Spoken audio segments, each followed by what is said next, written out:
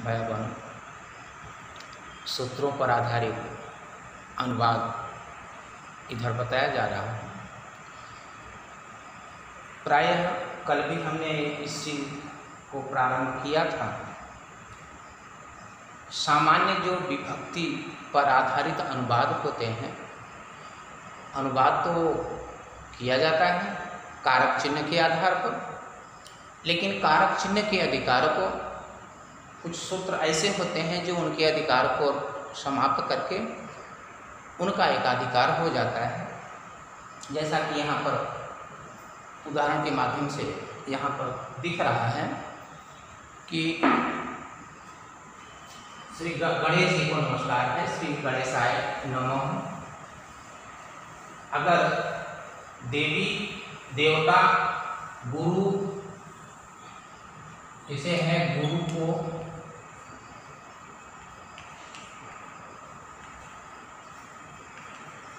नमस्कार है, तो गुरु का जो रूप है वो उकारांत है। जैसे भानु है, शिशु है, भानु का रूप है तो चतुर्थी एक वचन में भानवे होता है। और यहाँ गुरु का उसी तरह बन जाएगा गुरवे नमः। इसी तरह से स्वस्ति है,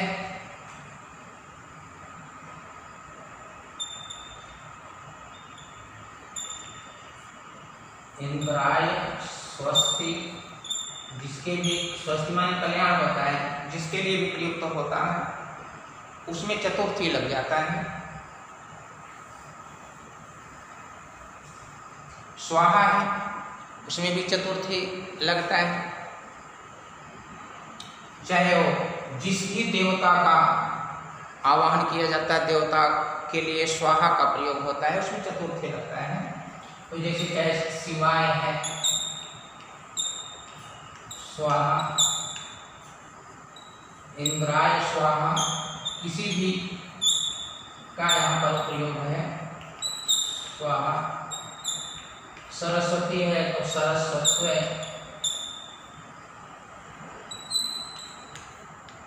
सरस्वती स्वाहा। काली है तो काल्य स्वाहा, जिसका भी नाम है चतुर्थी वहां पर लगा दिया जाता है। इस तरह से एक प्रयोग होता है। तो नमः स्वस्ति स्वाहा स्वधा अलम वख योगात च, अगर इन शब्दों का कहीं प्रयोग हो रहा है, कहीं पर ये शब्द आ रहे हैं तो चतुर्थी विभक्ति लगती है। इसके अलावा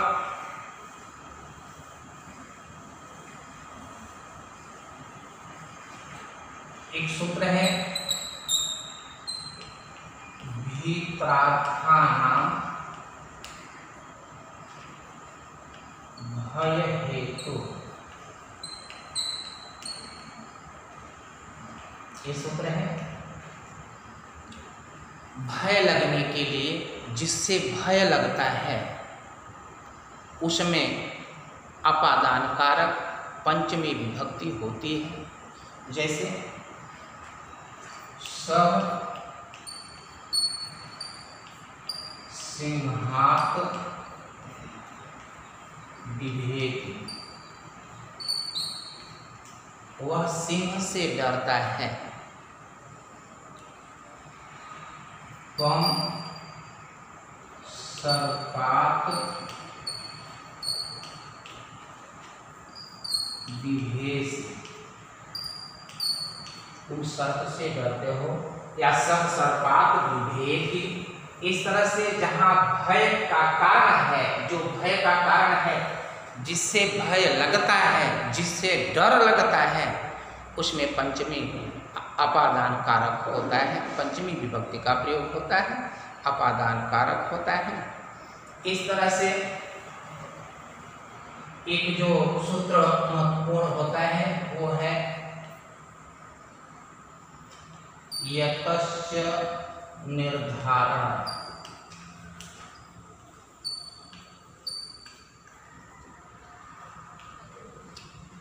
समूह में से किसी एक को अच्छा या बुरा बताया जाता है, वहाँ पर यतस्य निर्धारण सूत्र से अनुवाद किया जाता है।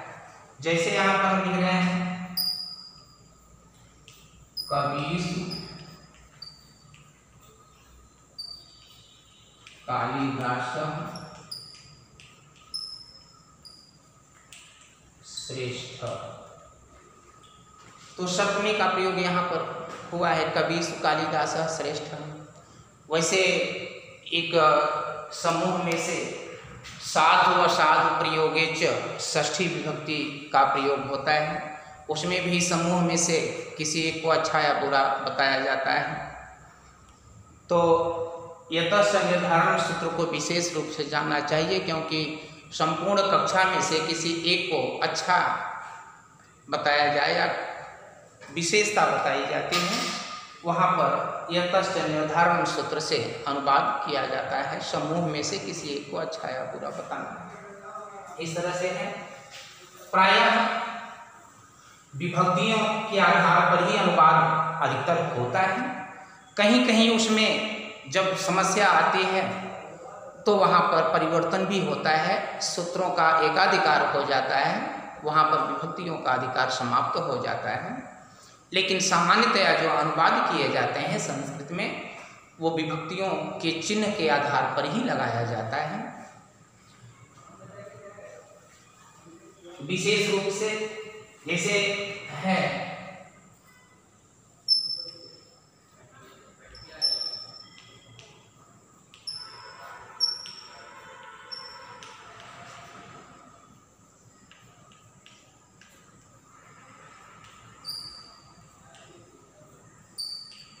ये वाक्य लिखा हुआ है, वह ब्राह्मण को दान देता है, वह काम संस्कृत से होता है, इसको हम लिख लेते हैं।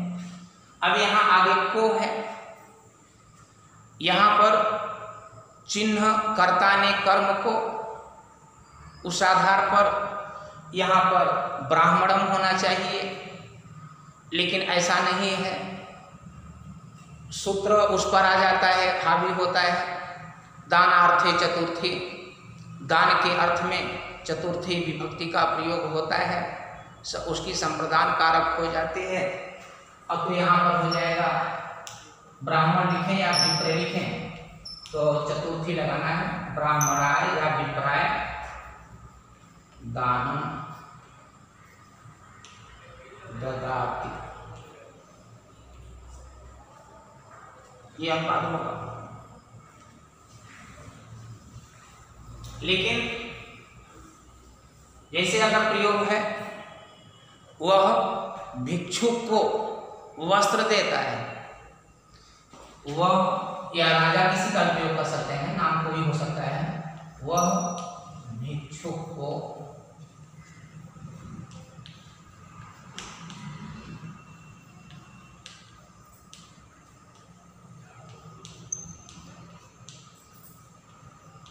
वस्त्र देता है। तो यहाँ पर सह भिक्षुकाय वस्त्रम ददाति, यह अनुवाद होगा। लेकिन अगर है कि वह धोबी को वस्त्र देता है तो वहाँ वापस लिया जाएगा, तब वहाँ पर कर्म का ही प्रयोग होता है। सह रजकम वस्त्रम ददाति, जो वस्तु सदैव के लिए दे दिया जाए, सदैव के लिए दिया जाता है, तो वहाँ पर चतुर्थी लगता है। किंतु वापस लेना है तो वहाँ पर को चिन्ह कर्म का है, उसके आधार पर द्वितीया विभक्ति कर्म कारक का प्रयोग होता है। इस तरह से विभक्तियों पर आधारित अनुवाद को हमने पूर्व में बताया था। सूत्रों पर आधारित अनुवाद का यहाँ पर हमने जिक्र किया कि सूत्रों के एकाधिकार से विभक्तियों का अधिकार समाप्त हो जाता है और वहाँ पर सूत्र के अनुसार ही अनुवाद किया जाता है। सामान्यतया अनुवाद करने के लिए संस्कृत में अनुवाद करने का सबसे आसान तरीका है कर्ता का निर्धारण कर लेना। कर्ता 3 पुरुषों में बटा हुआ है, यहाँ पर भी आज भी ये लिखा हुआ है, प्रथम पुरुष, मध्यम पुरुष, उत्तम पुरुष।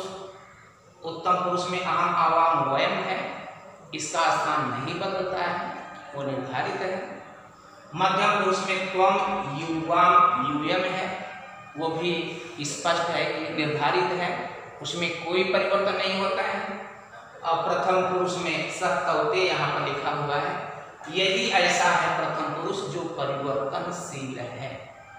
यहाँ पर सह तौते की जगह पर साते कहा भी हो सकता है, बालका बालको बालका हो सकता है, नरह नरव नरा हो सकता है। इसीलिए प्रथम पुरुष का नाम एक अन्य पुरुष है। इसका मतलब यह है उत्तम पुरुष और मध्यम पुरुष से जो बच जाता है सबका सब प्रथम पुरुष में रहता है। तो कर्ता का निर्धारण हो जाने के पश्चात कर्म में द्वितीया विभक्ति लगा दी जाती है और कर्ता के पुरुष वचन के अनुसार क्रिया का प्रयोग किया जाता है। और इसको विभिन्न लकारों के माध्यम से हमने आप लोगों को बताया है, स्पष्ट किया है। अगर वर्तमान काल के लिए है किसी भी धातु का लट लकार लगता है, भूत काल के लिए किसी भी धातु का लंग लकार लगता है, भविष्य काल के लिए लिट लकार का प्रयोग होता है, आज्ञा अर्थ के लिए लोट लकार लगता है और सुझाव परामर्श चाहिए अर्थ के लिए विधिलिंग लकार का प्रयोग किया जाता है। इस तरह जो धातुएं हैं वो क्रिया का मूल रूप है। क्रिया के मूल रूप को धातु कहते हैं। जितनी भी धातुएं हैं, लगभग 2000 धातुएं हैं, वे धातुएं क्रियाएं हैं और उन धातुओं का 5 लकारों में रूप चलता है। चलता तो 10 लकारों में है, लेकिन इंटर स्तर तक 5 लकारों का ही प्रयोग किया जाता है। इसलिए 5 लकारों को स्पष्ट रूप से जानना कि अगर ता है, ती है, ते है या है का प्रयोग रहा है, रही रहे हैं तो वर्तमान काल है, उसके लिए लट लकार लगता है। था, थे, थी या ये इस तरह का कहीं कोई अनुवाद अंतिम में दिख रहा है वाक्य में तो भूतकाल लंग लकार का है। गागेगी है तो उसके लिए भविष्य काल लिट लकार का प्रयोग होता है। आज्ञा अर्थ दिखता है, आज्ञा देना या मांगना, इस संदर्भ में लोट लकार का प्रयोग होता है और चाहिए अर्थ के लिए विधिलिंग लकार का प्रयोग होता है। इस तरह से अनुवाद करने में आप लोगों को कोई भी दिक्कत नहीं होगा जब आप इन बातों का ध्यान रखेंगे। कर्ता का निर्धारण, कर्म में द्वितीया, कर्ता के पुरुष वचन के अनुसार क्रिया का प्रयोग करना, ये ध्यान रखेंगे तो अनुवाद कभी गलत नहीं होता। अनुवाद चाहे जितना बड़ा यहाँ से लेकर उस किनारे तक ले जाया जाए, चिन्ह के आधार पर उसी विभक्ति का प्रयोग कर दीजिए। अंतिम में कर्ता के अनुसार ही क्रिया का प्रयोग किया जाता है, इस बात का ध्यान रखेंगे। कर्ता प्रथम पुरुष है तो क्रिया भी अंतिम में प्रथम पुरुष की लगाइए। कर्ता उत्तम पुरुष का है तो क्रिया भी उत्तम पुरुष की लगाइए। इस तरह अनुवाद में आप ध्यान रखेंगे तो कभी अनुवाद गलत नहीं हो सकता। ठीक है, इतनी बात अब कह के अपनी बात हम समाप्त करते हैं। धन्यवाद।